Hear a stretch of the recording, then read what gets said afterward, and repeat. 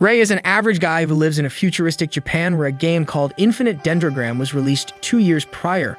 This game is famed for being the most realistic game that has ever been developed. After saving up for more than 2 years, he's finally able to buy the game for himself. He puts on the headset and logs into the game. He is greeted by a small cat who introduces him to the game. She gives him a gemstone known as an embryo that attaches to his hand. This embryo is supposed to be his key to power in this world. After the intro, he is dropped into the actual world, where he wakes up in front of a huge entrance gate. He walks inside to find a bustling city filled with people. He was walking in the city looking around when he was hit by a girl who was running around the corner. He is level 0 right now, so he is immediately on the verge of dying, but the girl quickly heals him completely. She introduces herself as Liliana and asks him if he has seen her little sister, who has apparently gone missing. She also gives him a note in which she writes where he can find her. As soon as he got that memo, a level 5 quest got prompted, which surprised him as it meant that she was an NPC. He decides to go and find his older brother Shu, who has been playing this game for some time, and he might know how to deal with this. He discovers him dressed as a bear and handing out candy to other children. He explains to him that this game is extremely realistic and that everything you do has consequences. He explains that if you die in the game, you are given a 20-hour ban, which is equal to 72 hours in the game.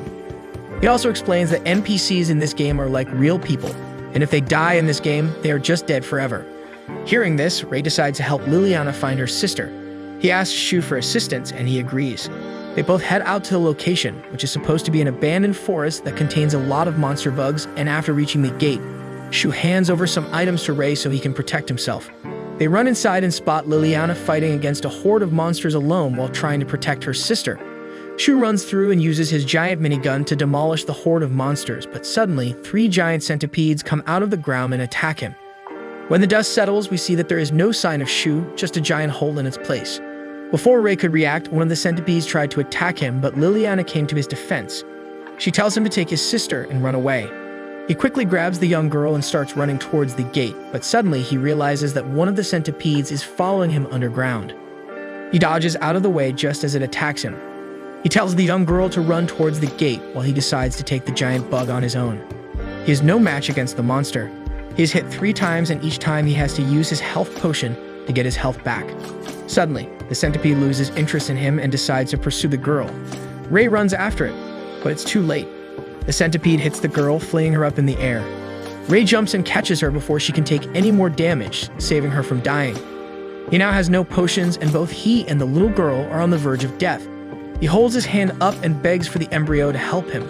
Suddenly, a girl pops out of the gemstone, introducing herself as Nemesis. She transforms into a giant sword and tells him to attack the monster right as it attacks him. The centipede comes in for the final killing blow, but Ray swings his sword, killing the monster. Liliana later heals them both, and Shu survives thanks to one of his skills, which allows him to dig through the ground. Liliana thanks him and walks back into town with her sister. The next day, Shu takes Ray to one of the guild shops and gets him some new gear, and he chooses the knight class. Shu informs him that to become an actual paladin, he needs a recommendation from another paladin. Ray quickly visits Liliana, and sure enough, she gives him a recommendation, which makes him eligible to become a paladin. Shu and Ray part ways from there, and Ray, alongside Nemesis, goes into the hunting grounds to kill some monsters and gain more levels. While killing some goblins, he notices 2 people fighting against a bunch of goblins but having some trouble. He decides to heal them from a distance, which helps give them an edge, and they kill the goblins. They thank Ray and introduce themselves as Rook, who is also a new player, and Baby, his embryo. They go together to a cafe to have some supper and part ways later, promising to join a party together one day. Later in the evening, Ray goes to a forest to grind more levels, but suddenly he is hit by something and loses some health points. He quickly turns around and spots another monster coming towards him, which he destroys. He realizes that this is not a monster, this is someone's embryo. He quickly starts running away from the area as he hears people screaming, which can only mean that one of the players is killing other players. Before he could escape, though, he was killed by the unknown player and woke up in his world. He is given a 24-hour ban, and when he returns to the game, he finds a very sad Nemesis who believes it is her fault that he died. He raises her spirits, and they go into a dungeon to kill some monsters, as the surrounding area is not safe. While inside the dungeons, he kills multiple zombie monsters, and while descending a staircase, he is attacked by someone. He quickly blocks the attack and waits in anticipation to find another player. He apologizes for attacking him as he thought Ray was a monster. He introduces himself as Figaro, and Ray quickly remembers seeing him at the top of the leaderboards. He apologizes to them once again and takes his leave. Ray grinds some more gravel before returning back to his room for some rest. The next day, Ray meets up with Rook again during breakfast, and he informs him that all of the player killers have apparently died in one night. This seems to be very odd, and they try to think of what could have happened when suddenly a woman sits down on her table, introducing herself as Marie, who is a news reporter. She tells them that she can show them what happened for some money, which they pay. She takes out a crystal ball and informs them that 4 of the superior players of this kingdom were called to kill all 4 of the player-killing gangs that occupy all 4 of the cardinal directions. She shows them some clips of the superiors killing the entire gang by themselves. One of the superiors turns out to be Figaro, who easily kills an entire gang, and similar to him, the other 2 superiors also deal with the gang very easily, but the superior who was tasked with killing the gang in the north has no identity. North was the area where Ray was killed a few days ago, so he is interested to see what happened. He only sees that fire rained upon the entire forest and it was burnt to death, but according to Marie, the leader of that gang is a superior killer, and he was the only one who escaped.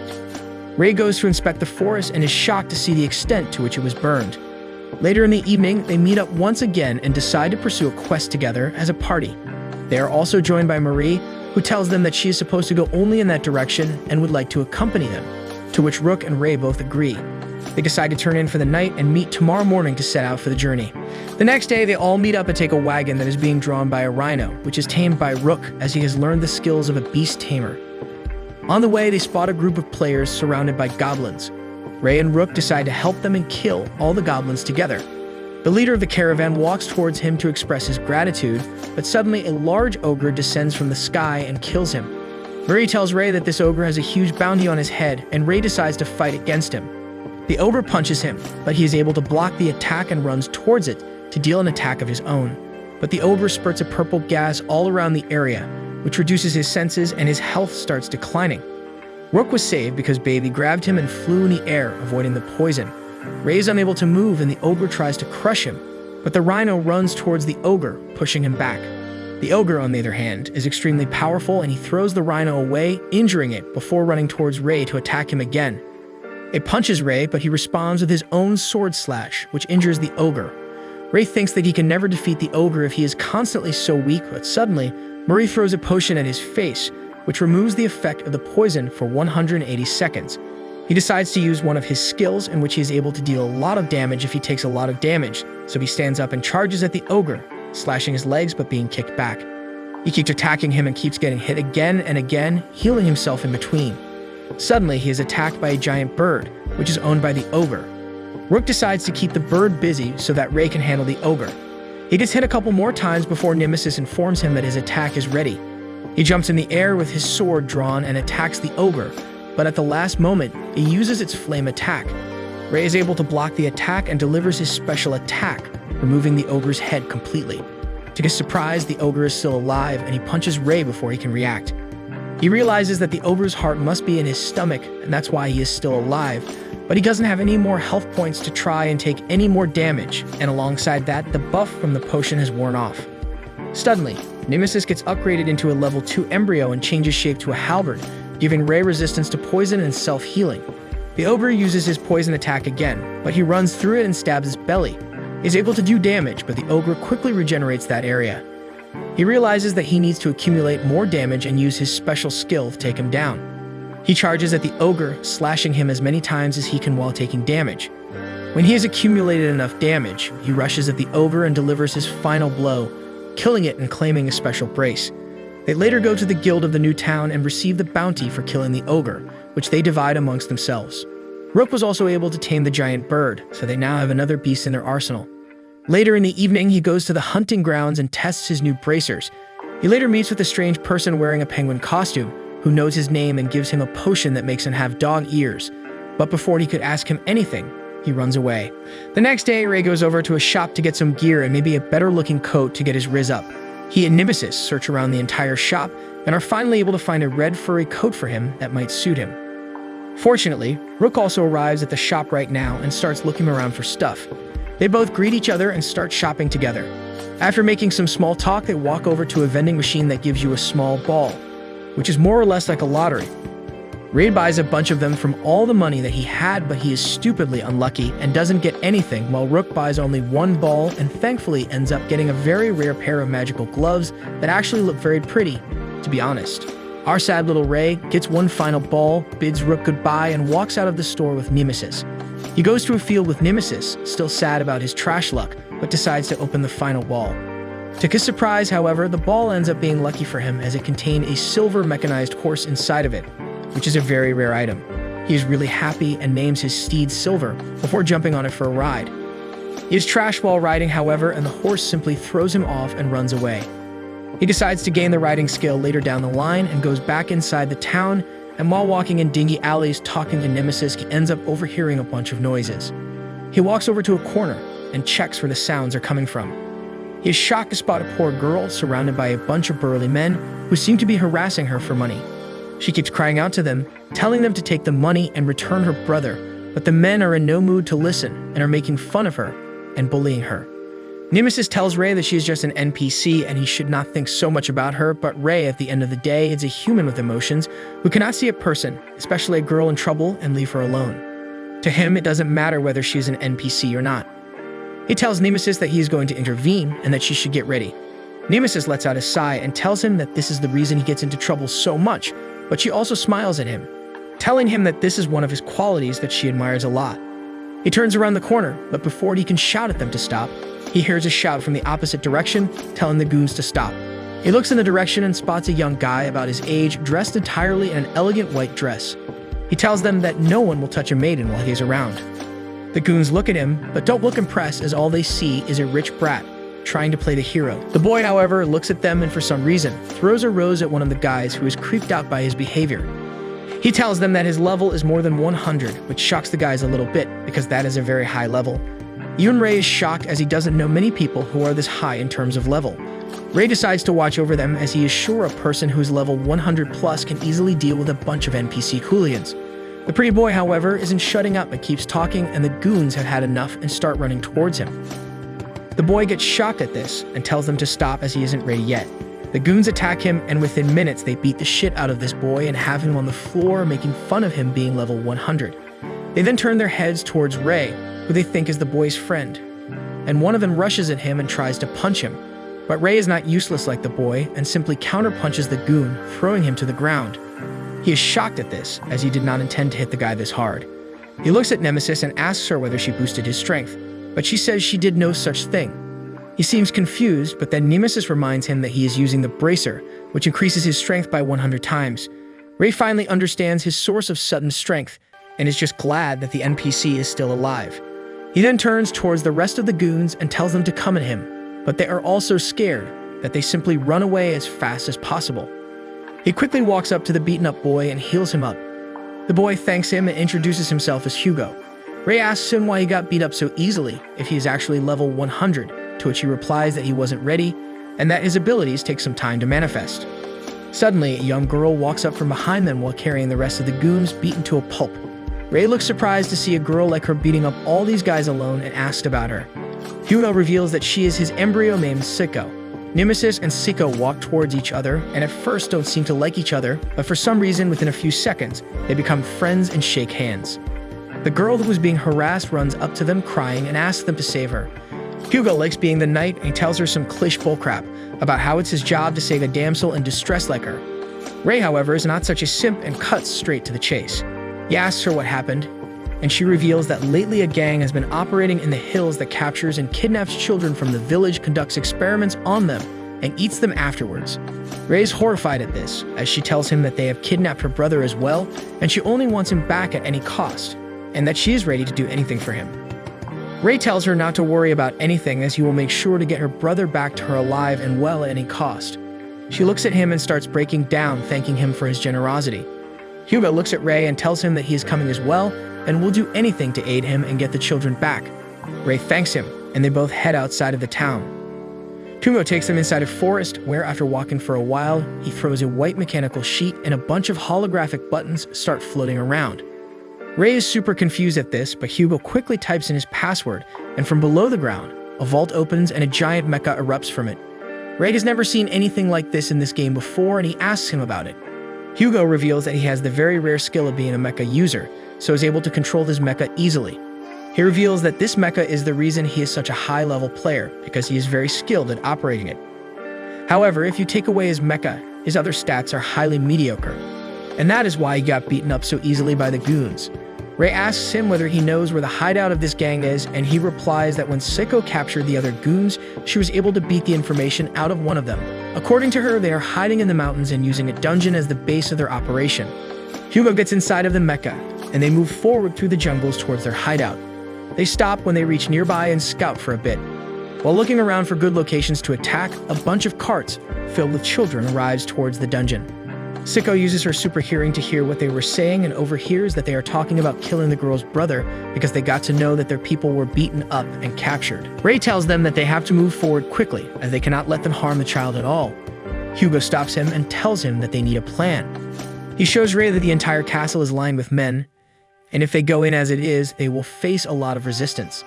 He tells Ray that he will create some distraction and Ray should use that to quickly enter the dungeons. Ray agrees with the plan and thanks him for being a distraction.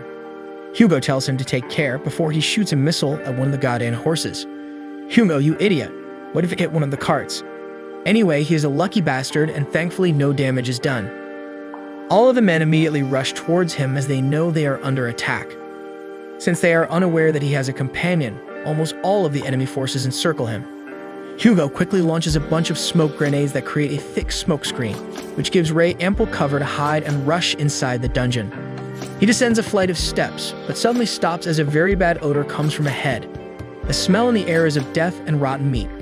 He waits in anticipation to see who his opponent is going to be, but is horrified to see that the smell is coming from the reanimated corpses of the dead children that were probably used as human sacrifices. Ray starts shaking with anger, as he cannot believe anyone would do this. Nemesis tells him to get rid of all of them, but Ray hesitates as he knows that the bodies once belonged to happy children. But Nemesis tells him that he will be doing them a favor by releasing them from a world which was so cruel to them. Ray grits his teeth and through wet eyes, he uses his fiery bracer to let out a huge flame, which envelops all of the zombified children, and within a matter of seconds, they get burned to ashes and disappear in the gentle breeze. Ray stands there for a solid minute, unable to get past the fact that he just mutilated the bodies of a bunch of dead children. But Nemesis tells him that he has gained a special perk that lets him relieve the souls of damned people back into heaven. Ray stands there and prays for the children, releasing their poor souls from this planet that tortured them. He then moves on solemnly to the next area. He reaches a place that is surrounded by barred cells. He peeks through one of them and is horrified to see a bunch of diseased and near-death children. He tries to help them, but they don't even have the energy to respond to him.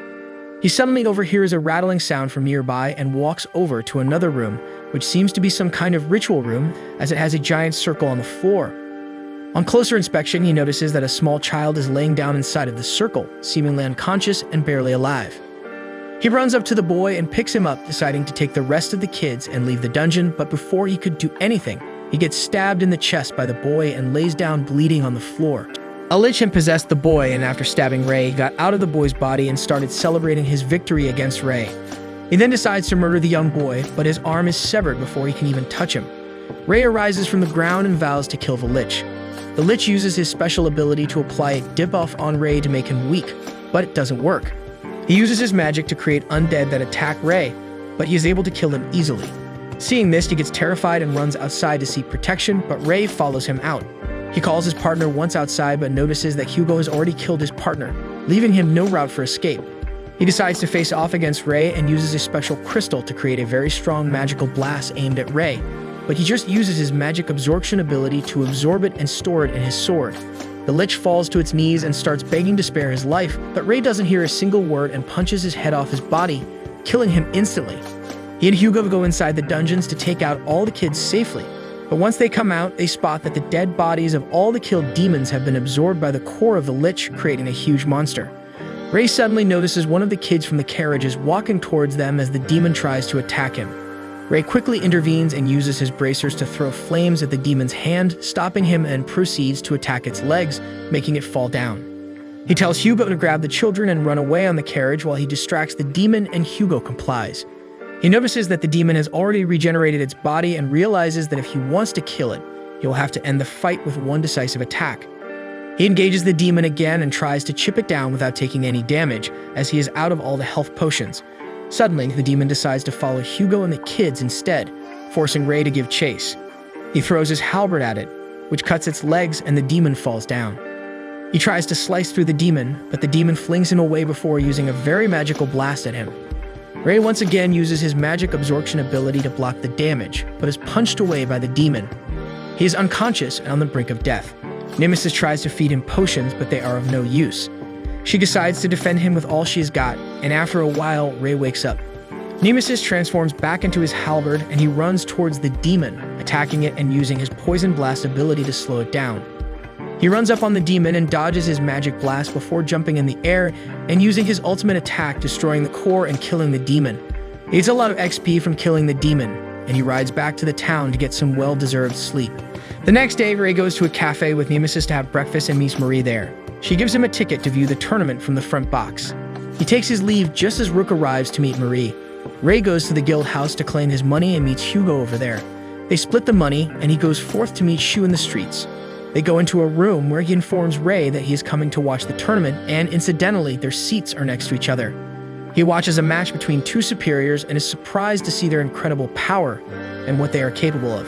Just as the match ends, he suddenly notices Shu walking below, so he runs towards him and finds him talking to a guy in a lion costume, who turns out to be Figaro. Shu and Figaro apparently started playing the game at the same time and are very good friends. He gives Ray a special ring that will allow him to talk to them telepathically, and Ray leaves them to go back to his seat, and Shu promises to join soon. On his way back to his seat, he notices a person passing by with a girl in his arms. Ray draws his sword as he thinks that this person has kidnapped the kid. This guy was about to attack, but stopped when Shu intervened. He said that Shu seems to be really strong, but Shu denies it. He then proceeds to try and attack Shu, but he defends himself easily. He introduces himself as Sunyu and laughs at Ray when he realizes that he thought the girl was kidnapped. He tells Ray that the girl is his underling and is currently asleep, and then moves away. Shu tells Ray that the main fight of the tournament is going to be Figaro against Zunyu, as he is one of the strongest superiors in the neighboring kingdom. They locate their booths and the fight begins. Both Figaro and Sunyu seem to be evenly matched in terms of speed and strength, but Shu notices that Figaro has been on the defensive for a long time. Suddenly, Sunyu uses a magic explosion, which Figaro defends against using his defensive skill, which he can only use once. Even though he defended against it, it is revealed that Sunyu was able to take his lungs out of his body. Sunyu remarks that he was going for Figaro's heart but got the lungs instead. Figaro seems to be injured. He starts stripping away his gear, and suddenly, his strength and speed start increasing exponentially. Shu informs us that one of his embryo's abilities is that he gets stronger over time. Figaro takes out his superior sword, and Sunyu does the same. They run towards each other, and their swords clash. We see that Sunyu's sword seems to have pierced Figaro's chest, whereas Figaro is only able to damage his arm, but suddenly, Figaro starts slashing him up, completely killing and defeating him in the process. Shu reveals that Figaro's embryonic gemstone is present in the place where his heart is supposed to be. That's why he survived. Suddenly, Figaro stands frozen in the ring, and everyone seems to be surprised. A voice is heard, and people look up to see the guy in the penguin costume whom Ray met earlier. He reveals himself to be Dr. Franklin, and everyone seems to know him apart from Ray. Every player in the arena starts attacking him, but none of the attacks get through to him. Suddenly, a bird flies up to him and transforms into a young girl whose name is Ellie, and she is the princess of the kingdom. Franklin stands on top of the shield that encircles the entire stadium and laughs at the helpless players, telling them that they can't do anything, even if they want to. Suddenly, one of the hot-headed players shoots a magical blast at him. Obviously, the shield blocks the magic attack, but Franklin gets interrupted, which pisses him off. He looks at the player and asks him what the hell he was thinking by attacking him. He suddenly takes out his iPhone 13 Max Pro Super Saiyan and presses a button. Suddenly, a slime-looking blue creature arises from beside that player and engulfs him completely. Within seconds, steam is emitted from the slime and the player vanishes completely when the slime disappears. Everyone is shocked at this, but Franklin merely laughs at them and tells them that the slime was one of his special creations that completely evaporates everything and anything that touches it. One of the players hurls a magic blast at the slime, which seemingly destroys the monster, but the truth is far from it. The slime simply regenerates itself and stands up again. Franklin claims that he has put these creatures in every corner of the stadium. He explains to them that he's going to release thousands of monsters in the kingdom in exactly an hour, and if they want to stop that from ever happening, they will have to either steal his iPhone Pro Max Super Saiyan or kill him. If they are unable to stop him, the monsters will be released and wreak havoc in the kingdom, no matter whether he presses the button or not. He then tells all the players that the game has begun and disappears from the stadium, leaving everyone shocked. People start panicking immediately, trying to find a way to get out of this predicament, but Shu and Ray start thinking of some kind of plan that might help them get out of this predicament. Shu tells Ray that he feels like Franklin is going to play dirty. According to him, Franklin had no reason to tell them what he was going to do or how to stop him. According to Shu, Franklin plans to release the monsters no matter what. Ray thinks for a while, but then tells Shu that they don't really have a choice, but to try and stop him anyway. They all rush towards the exit of the stadium, but the players in front realize that there is a barrier that has been erected on the exit, and they cannot escape it. Some of them immediately try to start attacking the barrier with magic, but suddenly, a hologram of Franklin appears in front of them and tells them to think carefully before trying to destroy the barrier, as every time they attack the barrier, one monster will be released in the city, and if the barrier is destroyed, every single one of them will be released inside the city. They all let out a frustrated sigh as there is no way they could destroy the barrier now. Ray walks over to the barrier and tries to touch it, but is surprised to see that his hand goes through it without any trouble. He looks back at Shu, also looks confused, but suddenly asks him what his level is. Ray replies that he is still level 41. Shu snaps his fingers and tells him that the barrier is put up to prevent anyone above the level of 50 from passing through, as they are the only ones who can participate in the tournament. It looks like Franklin ended up overlooking this part when he activated the barrier. Shu tells Ray that this might be their only chance, and shouts at the other players to volunteer themselves to fight against Franklin's forces if they are below the level of 50. A bunch of players come forward, including Rook. They all stand in front of the barrier, ready to get out, where a bunch of enemy players who have turned traitors are standing to stop them from reaching Franklin. Before Ray leaves, however, Shu gives him a special protective brooch and tells him to be careful. Ray gets ready to launch an assault, but decides to play it cool and strategically attack the enemies. He simply puts only his hand out of the barrier and uses his poison skill on the enemies. The enemies are completely shocked by this, as they were not expecting a bunch of rookies to have spells like this. They are not prepared with potions, apart from a few experienced players. They are all having trouble dealing with the poison, while Rook uses his Rhino and the Phoenix to rain hellfire on them. They have no idea how to deal with a beast tamer and are totally outmatched in terms of preparation and strength. One of the enemies starts charging up for a very powerful fire blast, but Rook simply uses his nullifier magic to cancel out his magic completely, shocking him. Baby uses her charming magic, which turns the enemies against each other, and they start fighting amongst themselves, killing each other. Ray moves forward, killing anyone who comes in his way, but while he was not looking, the punk again was able to charge up his fire blast magic and shoots it at Ray, hitting him. Normally, an attack like that would have killed Ray, but he had the protective brooch, which ended up saving his life. Ray immediately turns around and uses his special attack on the guy, killing him instantly, defeating the first wave of enemies. On the other side of the map, Marie has been running around to try and find Ellie, who she met earlier in a park and made friends with. She spots Franklin carrying her on his giant flying stingray and using her stealth is able to creep up right behind him, shooting him full of bullets.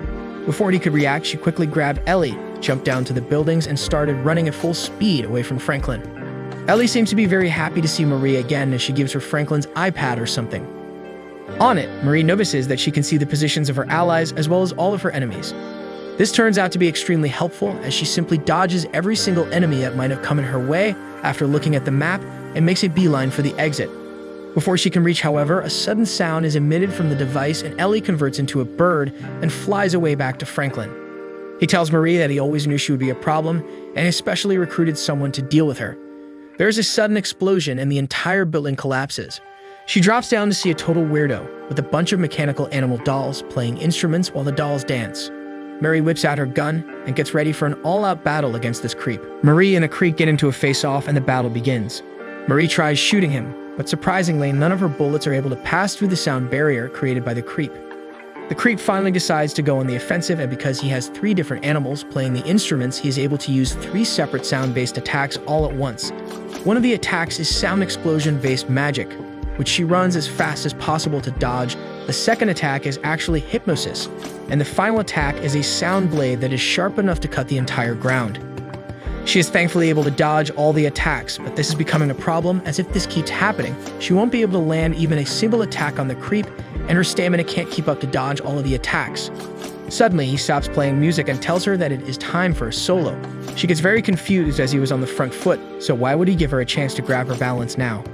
To her horror, however, suddenly, there's a massive ultrasonic sound that is loud enough to burst her blood vessels in her body.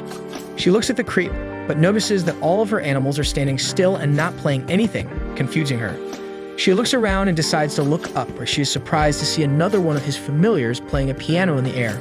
He tells her that it is time to say goodbye now, and suddenly, all of her familiars start playing music as he prepares for his final attack. A giant tornado envelops Marie, and when it is all over, there is nothing but a massive crater where she was standing. The creep thinks that he has defeated Marie and gets his healing potion out, but to his surprise, Marie attacks him from behind, delivering a lot of slashes to his back. He quickly backs off and decides to use one final attack on Marie to try and defeat her. Marie gets out a special bullet from her bag and loads it into her pistol as well. They both get into one final standoff, and they both use their special attacks at the same time. When the dust clears, Marie is still standing alongside her familiar, whereas the creep is on the floor, taking his last dying breath. Marie walks up to him and without any thought puts a bullet in his head, getting rid of him once and for all. Ray arrives at the west gate and spots Hugo and his mecha guarding the gate. Ray was hoping he was wrong in thinking that Hugo was a traitor, but it is true. He asks Hugo about the location of Franklin, and Hugo honestly tells him that he is outside the gates, fighting against the royal guards. Surprisingly, Hugo tells him that he is free to pass, as Franklin wants to fight him alone, but Rook will not pass through. Ray agrees and charges towards the gates, but Hugo goes back on his words and tells Ray that they should attack each other at least once. Ray agrees, and both of them charge towards each other in an attack. Ray uses his counter-absorption ability to soak up Hugo's attack, then releases his special attack, damaging him, and moves through the gate. He spots that Franklin has summoned a giant monster, and all but 2 of the royal guards are remaining, including Lillian. He burns the monster with his bracers and gets ready to face off against Franklin. Franklin takes out the remote, which activates all the bombs and releases all the monsters, and throws it into the demon's mouth, which eats it. Now he says that all the monsters will be released within 5 minutes, giving them very little time to deal with this problem. Ray charges at the demon while dodging its attacks and tries to use his special ability to kill it, but it has no effect on the demon, and he has to back off. He tries to close in on her again, but this time he gets hit and is forced to quickly back off with the help of Lillian. He comes up with a plan and tells them to back off. He then stores all of his energy into one giant explosion of compressed air over the demon, which opens a hole on top of its head. Ray quickly jumps up and stabs the demon through its head, but that is not enough, so he also punches his bracer through and uses his flame magic to explode the demon from the inside out, killing it once and for all. Ray gets knocked out after the exchange, and Franklin reveals that this was only his plan A. The remote has been destroyed, so he manually releases 5,000 of the 58,000 monsters from his embryo. Ray awakens and decides to fight as many monsters as possible to buy some time, so he rushes towards them. He uses his poison to slow down the monsters, but is not enough, and one of them knocks him off his course. Before the monster could kill him, though, he was shot by Marie, who turned out to be the superior killer who killed Ray in the forest the first time. She stands by Ray and fights alongside him to kill as many monsters as possible. Rook and some other players also arrive on the scene to assist Ray, and the battle starts. One of the giant dragon monsters that Franklin has released starts killing a lot of players and NPCs, so Ray decides to take it on, even if it means dying, but before they can clash, a dark figure comes in front of him and destroys the dragon with a single kick.